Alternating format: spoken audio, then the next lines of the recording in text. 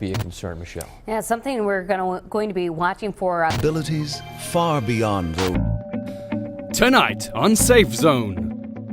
A super light elevating scaffold is on its way to construction sites around Europe, and it stops falling objects.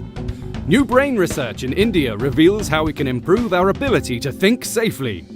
And finally, we present another candidate for the Safe Zone Prize 2028, the Vision 5 Night Vision Safety Goggles. But first, we take a closer look at the oil and gas industry in Denmark, which has set new benchmarks in safety standards. This year, 2028, the industry can celebrate 5 years without any personal accidents or potential risk incidents having taken place. According to experts, the main reason for this stems from a single business decision taken years ago: to work together. This program has often dealt with the oil and gas industry, but mostly when things have gone wrong, such as the massive gas explosion in Tajikistan in 2023 or the capsized rig in Venezuela the year before. But this time, we're going to talk about a success story. We are a rather small country, and the industry realized that we really couldn't afford, or rather we couldn't defend, that safety became a subject for competition between the companies. The production of oil and gas in Denmark is all offshore. In the Danish part of the North Sea, a handful of operators, service providers and about 50 contractors work to extract oil and gas from the rather challenging subsoil, which consists mostly of chalk and sandstone. As late as 2026, 2 years ago, a promising new field was discovered. Well, some of us have been working out there since the 1980s, even earlier in some cases. In the early years, there was a sense like this was a cowboy industry. And that is to say, it was regarded as a high-risk industry. Accidents just had to happen. That was the general belief. And gradually we began to improve our safety procedures, but each company did it in its own way.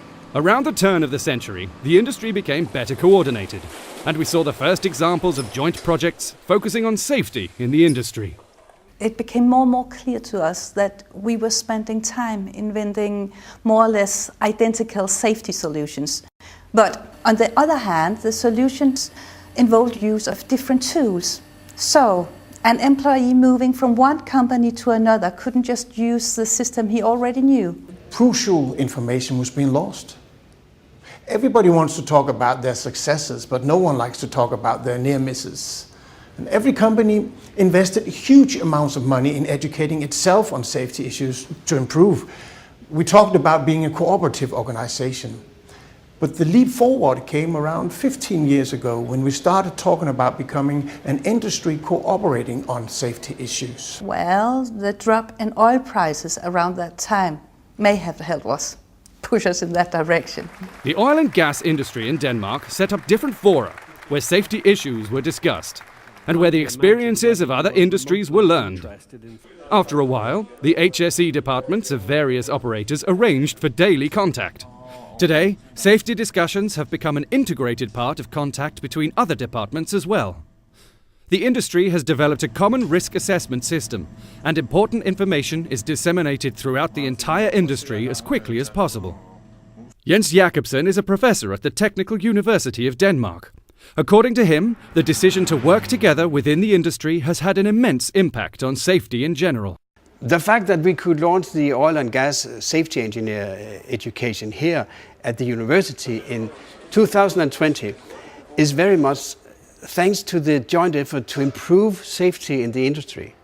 In my opinion, cooperation in the oil and gas industry is one of the main reasons that safety has been prioritized in other industries as well, including those onshore.